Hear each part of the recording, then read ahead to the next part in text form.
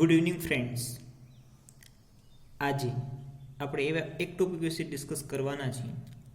આ આપણો ત્રીજો વિડીયો છે યુટ્યુબની અંદર, જે લગાતાર આપણે આના વિશે ઇન્ફોર્મેશન આપી રહ્યા છીએ. આને પહેલાં ડૂની વાત કરી હતી, એની પહેલાં આપણે ડઝની વાત કરી. ઇટ મીન્સ ડુ અને ડઝ ક્લિયર થઈ ગયું હતું આપણા માટે. હવે અત્યાર સુધીના મારા અનુભવ પ્રમાણે એવું કહેવાય કે જો તમારે કોઈ વ્યક્તિને ક્વેશ્ચન આન્સર કરવા હોય તો તમને 3 વસ્તુ આવડી જાય એટલે તમે કોઈ પણ વ્યક્તિને ગમે તે ક્વેશ્ચન કરી શકો છો. એ માત્ર ને માત્ર આ 3 વસ્તુમાં જ હોય. પહેલું ડુ, ડઝ અને ડબલ્યુએસ ક્વેશ્ચન. જો તમે 3 વસ્તુ આવડી જાય તો તમને ખ્યાલ આવી જતો હોય છે. આજે આપણે ડિસ્કસ કરવાની છે ડબલ્યુએસ ક્વેશ્ચન્સ. ડબલ્યુએસ ક્વેશ્ચન કહેવાય કોને? ડબલ્યુ અથવા એસથી જે સ્ટાર્ટ જે પણ શબ્દો હોય એ બધાને. એની અંદર 2 પાર્ટમાં વહેંચાયેલું છે, પણ part number 1.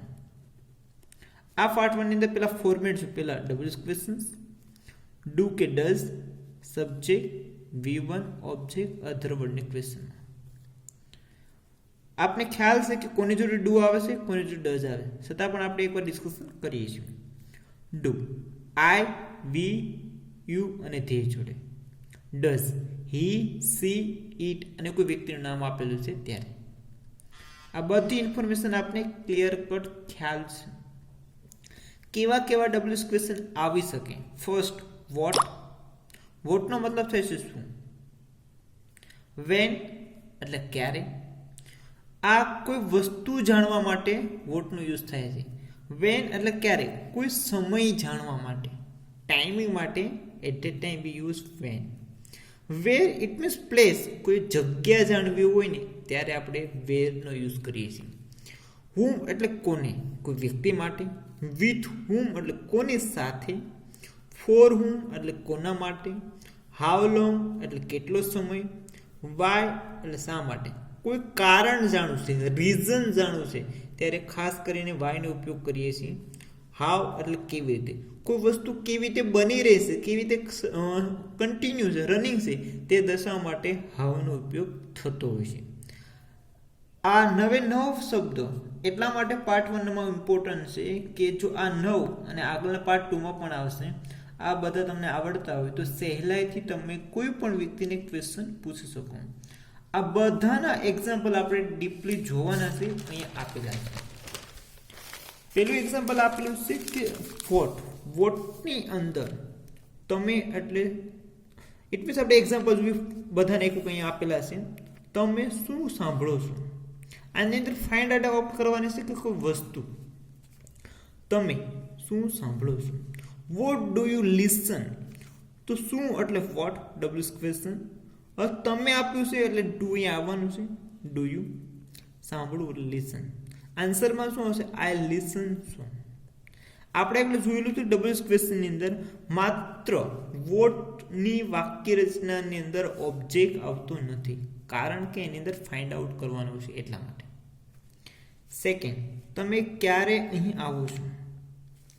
Van do you come here. મેં એરા પણ થોડા આપેલા છે એટલે સહેલાઈથી તમને ખ્યાલ આવી જશે. આઈ કમ હિયર એટ 5 કરો, ઇટ મીન ટાઈમિંગ માટે. આવા એક્ઝામ્પલ ઘરે તમે બનાવશો, ઓટોમેટિક બની જશે અને તમને ખ્યાલ પણ આવશે. અને તમને એવા એક્ઝામ્પલ બનાવવાથી પ્રેક્ટિસને કારણે તમે એમાં ઇમ્પ્રુવમેન્ટ કરી શકશો. થર્ડ એક્ઝામ્પલ, તેની ક્યાં રહે છે? ઇટ મીન્સ જગ્યા માટે. આ ક્લિયર કટ ખ્યાલ આવી છે કે જગ્યા માટે શું યુઝ કરશું? Where. Where does she leave? She leaves at કામરે. હવે અહીંયા ફરીથી એ લગાવવામાં આપણે ડઝની અંદર રૂલ્સ જોયા હતા. પોઝિટિવમાં આન્સર આપીએ છીએ હી સી ઇટ હોય ત્યારે એ રૂલ્સ અહીંયા પણ લાગુ પડે છે. વિરલ કોને મળે છે? હુમ ડઝ વિરલ મીટ? વ્યક્તિ માટે Viral meets his friend. Viral તેના મિત્રને મળે છે. તે કોની સાથે રમે છે? વિથ હુમ. કોની સાથે? શબ્દ ખ્યાલ હોવો જરૂરી છે, કારણ કે જો આ વર્ડ જ ખ્યાલ નહીં હોય તો સેન્ટેન્સ પરફેક્ટ બનાવી શકશો નહીં અને કન્ફ્યુઝિંગ વધી જશે. With whom does he play? He plays with brothers. હવે આપણે ડિસ્કસ કરશું નેક્સ્ટ, તમે કોના માટે જીવો છો? This is a very important question for everybody. For whom do you live? I live for my family. તમે કેટલો સમય ટીવી જુઓ છો? ટાઈમિંગ માટે હાઉ લોંગ યુઝ કરી શકો છો. How long do you watch TV? I watch TV for 35 minutes. It may 2 hour, 3 hour, 1 hour, જે પણ તમને ટાઈમ હોય તે લખી શકો છો. પણ અહીંયા ફોર લગાવવાનું કારણ કે આની અંદર ફોર તરીકે સિન્સ અથવા ફોર લખી શકો. તમે શા માટે અંગ્રેજી શીખો છો? Why do you learn English? અહીં કંઈ કારણ જાણવા માટે. I learn English for my better future. મારા સારા ભવિષ્ય માટે. હવે અહીંયા ફોર અથવા બીકોઝ બેમાંથી એક વર્ડ લખી શકો કારણ કે અહીં બીજું સેન્ટેન્સ કનેક્ટ થઈ રહ્યું છે એટલા માટે.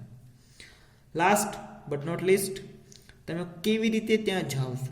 How do you go there? I go there by car. હવે જ્યારે હાઉથી ક્વેશ્ચન થતો હોય ત્યારે તમે બાય અથવા તો વિથ આવા બે વર્ડ છે જ્યાં સેન્ટેન્સમાં વર્ડ સુટેબલ થતો હોય તે યુઝ કરી શકો છો. આ સેન્ટેન્સ શીખવા માટે માત્ર ને માત્ર તમારે પ્રેક્ટિસની જરૂર છે અને પ્રેક્ટિસ જો તમે કરશો તો ઓટોમેટિક તમને ખ્યાલ આવી જશે. આ પોઈન્ટ્સ તમને જો ખ્યાલ ના આવ્યો તો તમે કમેન્ટ્સની અંદર તમે મેસેજ કરી શકો છો અને એનો હું રિપ્લાય આપી શકું છું. જેટલું પણ તમે કરશો એટલું તમારા ઇંગ્લિશ ઇમ્પ્રુવમેન્ટ થશે એ અમારી ગેરંટી. કારણ કે જ્યારે પણ તમે કઈ વસ્તુ શીખવા જાઓ છો ત્યારે એક ડર ઉત્પન્ન થાય કે મને ઇંગ્લિશ આવડશે કે નથી આવડતું. ઇંગ્લિશમાં ખાસ આવું થતું હોય છે. Don't worry for that, just start it and this is the day you can do everything. Thank you so much. જય હિન્દ, જય Bharat. Stay at your home.